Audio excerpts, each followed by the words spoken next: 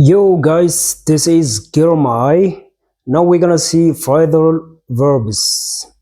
ሰላም ጤና ስጥልኝ እንደምናላችሁ ግርማ ይባላሉ። አሁን የምናየው phrasal verbs ናቸው። Okay, let's see break down. break down. phrasal verb ምንድናቸው? ደብል የሆኑ ቃላቶች ናቸው። እሺ ደብል ወርድስ ናቸው። እና let's see the first one is break down. break down mean stop functioning.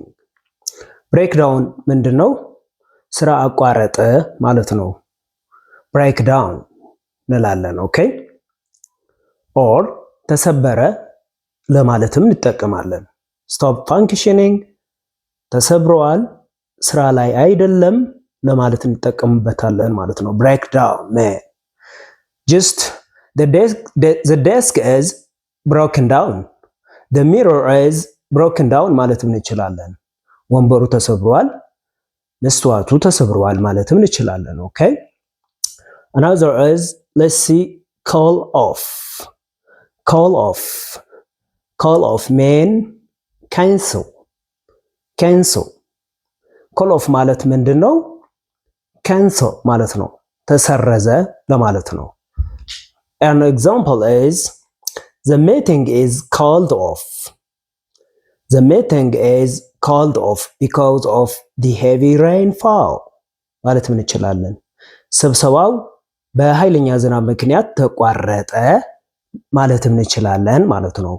call off mean cancel. cancel ማለት ምንድነው? ተቋረጠ ለማለት ነው። call off, cancel.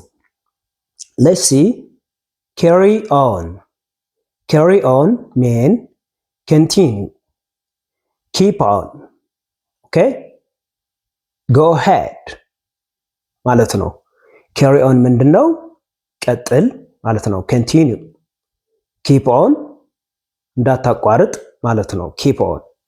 carry on ማለት ቀጥል እንዳታቋርጥ ማለት ነው። ኦኬ just carry on mean okay just go ahead ማለትም እንችላለን። ቀጥል እንዳታቋርጥ ለማለትም እንችላለን። ለንግግር ሊሆን ይችላል፣ ለስራ ሊሆን ይችላል። አንድ ሰውን ስናበረታታ ማለት ነው። እሺ carry on እንላለን፣ continue እንላለን፣ keep on እንላለን፣ go ahead ማለትም እንችላለን። ኦኬ keep on ማለትም እንችላለን።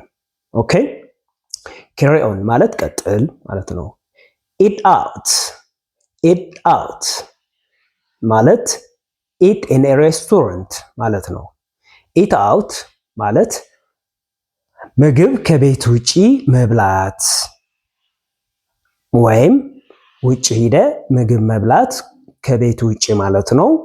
መዝናናት ማለት ነው። eat out ማለት I like eating out. I like eating out especially at the weekends ማለትም እንችላለን። ቅዳሜና እሁድ ከቤቴ ወጥቼ ምግብ መብላትን ደስ ይለኛል ማለት ምን እንችላለን። so eating out mean eat in a restaurant ማለት ነው። እሺ eat out ማለት በሬስቶራንት ምግብ መብላት ማለት ነው።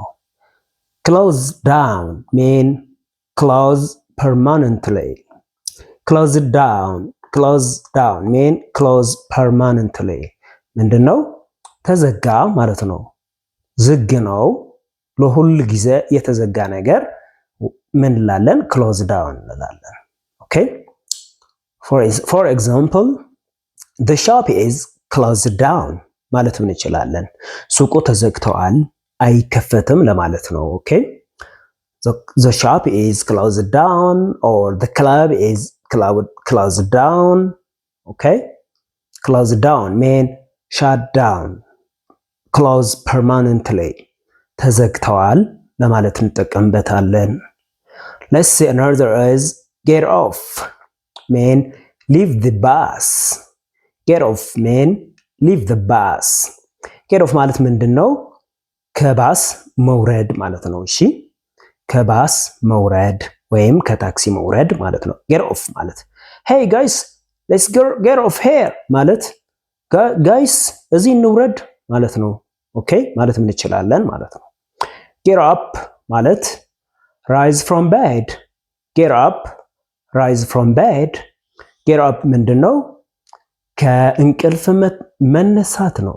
get up okay just you gotta get up at 12 o'clock ማለት እንችላለን። 12 ሰዓት ጠዋት ላይ ተነሳ ለማለት እንጠቀምበታለን ማለት ነው። get up ማለት give up ማለት stop trying give up stop trying give up ማለት ምንድነው? ተስፋ መቁረጥ ወይም ማቋረጥ ማለት ነው። give up so አንድ ሰውን ተስፋ ለመስጠት ምን እንላለን? እንዲቀጥልበት never give up እንላለን። never give up ማለት don't stop trying ማለት ነው። አታቋርጥ፣ ተስፋ አትቁረጥ ለማለትም እንጠቀምበታለን ማለት ነው። hang up mean finish a phone call hang up finish a phone call hang up ማለት ምንድነው? ስልክን ማቋረጥ። አንድ ሰው ስልክን ካቋረጠብህ እየተነጋገርክበት ከነበርከው ሰውዬ ስልክ ከተቋረጠ the phone is hanged up እንላለን። ስልኩ ተዘግተዋል ማለት እንችላለን። another is let's see hold on mean wait hold on wait hold on ምን ማለት ነው? ጠብቀኝ ለማለት ነው። please hold on guys okay ባካችሁ ጠብቁኝ ለማለትም እንጠቀምበታለን። keep up mean maintain continue keep up ማለት ምንድነው? ቀጥልበት ማለት ነው። laugh at mean be amused by ምን ማለት ነው? laugh at be amused by ምን ማለት ነው? ሳቁብኝ፣ ቀለዱብኝ ለማለት እንጠቀምበታለን። መሳቅ መቀለድ ነው። they laughed at me I'm very very pissed off because they laughed at me እኔ በጣም አሁን ተናድጃለሁ ምክንያቱ እነሱ ሰዎች ተሳለቁብኝ ወይም ሳቁብኝ ማለት እንችላለን። look for mean seek look for ማለት መፈለግ ነው። hey what you looking for ምን እያየህ ነው? ምን እየፈለግክ ነው ማለት እንችላለን። I am looking for anybody ማለት እንችላለን። የሆነ ሰው ፈልጌያለሁ ማለት እንችላለን። look forward mean anticipate with pleasure በደስታ መጠበቅ ማለት ነው። example ምን እንላለን? I'm looking forward to hear from you ማለት እንችላለን። እኔ ተስፋለኝ ካንተ ጋር ጥሩ ወሬ እንዲሰማ ተስፈኛ ነኝ ወይም ተስፋለኝ ማለት እንችላለን። put on mean wear ልብስን ልበስ ማለት ነው። show off mean boast look for compliments ጎረኛ መሆን ማለት ነው። sort out mean arrange sort out mean arrange ምንድነው? ማስተካከል፣ ቅደም ተከተልን ማስያዝ ማለት ነው። sort out mean another is take off mean remove clothes take off remove clothes ልብስህን ማውለቅ ወይም ጫማህን ሊሆን ይችላል ማውለቅ take off እንላለን። okay another is let's see wake up ማለት ከእንቅልፍ መነሳት ማለት ነው። get up ማለት እንችላለን።